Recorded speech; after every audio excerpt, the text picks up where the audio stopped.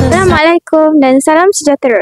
Saya Puteri Masita binti Muhammad Rudwan, wartawan dari TV Intan Channel. Pada hari ini, kami berada di SK Talk Box sempena Hari Digital peringkat PPD Machang.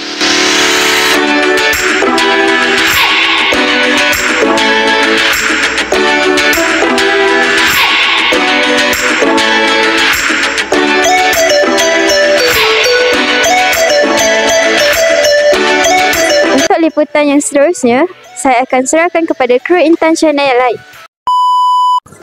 Sekarang sedang berlangsung perasmian Hari Digital di Dewan SK Talk Box.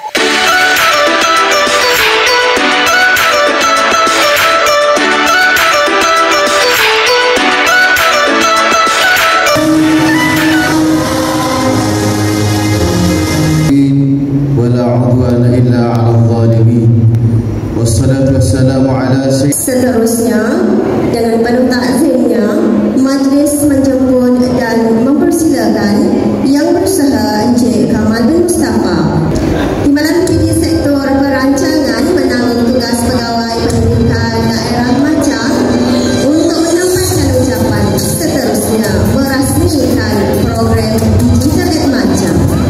Allah kerana limpah kurnianya, Hari Digital peringkat PPD Machang ataupun dikenali sebagai Digital at Machang.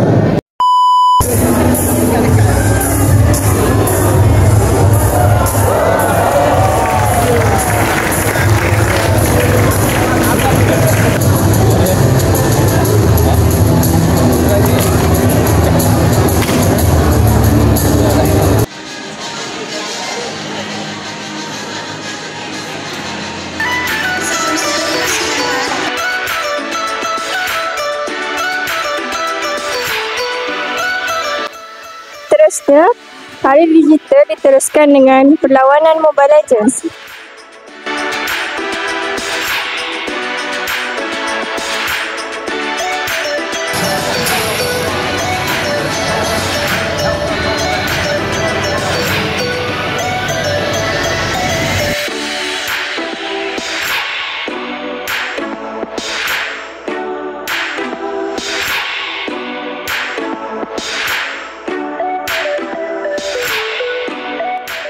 Di sini terdapat juga perlawanan robot sumo. Jom kita tengok siapa yang menang.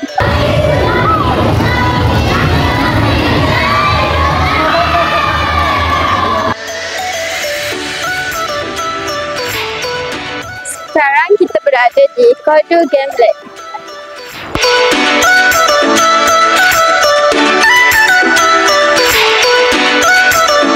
Okey, boleh kenalkan diri. Nama saya Jasna Azul. Saya dari Sekolah Perusahaan Bukit Tiu.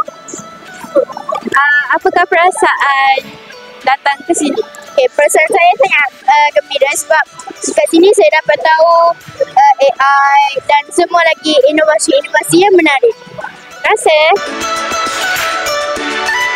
Sekian sahaja liputan daripada kami. Terima kasih untuk pihak PPD Machang kerana telah menganjurkan Hari Digital. Harap berjumpa di lain hari. Bye.